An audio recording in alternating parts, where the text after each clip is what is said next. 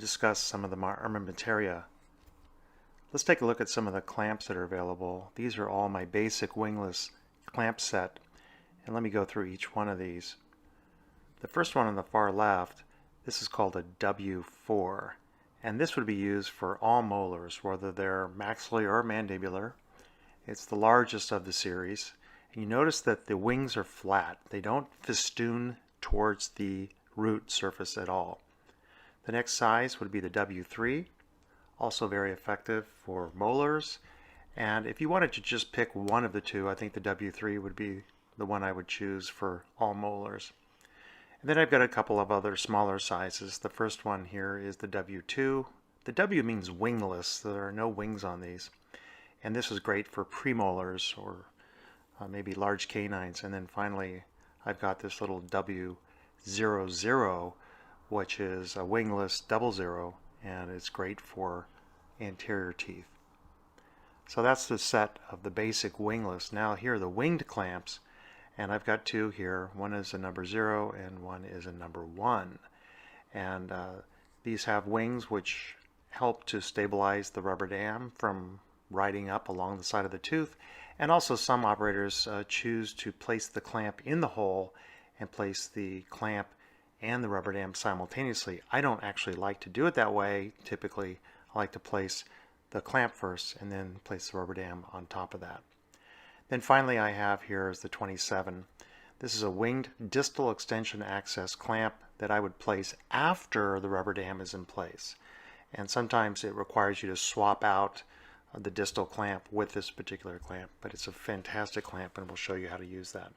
This is a clamp that I don't use very often. It's a 8A, and I don't like it because it's very aggressive, and the patient will need to be anesthetized on both the facial and lingual side. If you're doing a maxillary isolation, this requires a lingual injection. So these are rarely used. Of course, you all know by this time that my favorite rubber dam is Nictone. And Nictone has 3 colors. They make a black, they make a green, and a blue. I just like the black and the blue, personally, because I think they photograph really well. But that's just my personal preference. So they're all 6 by 6 inches. They also make a 5 by 5, and they make them in various weights, lightweight, medium weight, heavy weight. I like the medium weight. It seems to work well for most procedures. So let's take a look at another little tip I have, and that's to use brushless shave soap, and this is from Barbasol.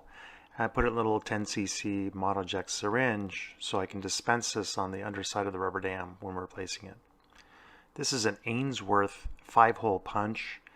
I don't think we need a 6-hole punch. I like the Ainsworth because it has a good design, it's very sturdy, and the 5 holes satisfy virtually all of our needs for punching holes.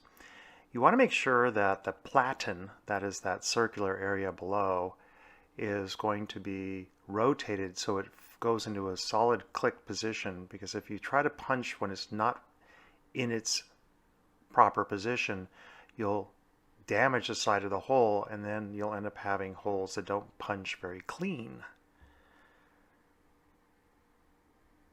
When it comes to forceps, this is the Stokes style rubber dam forceps.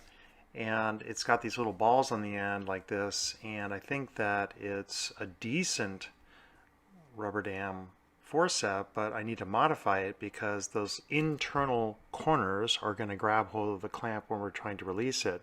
So I like to make this particular modification so I can get the clamp out easily.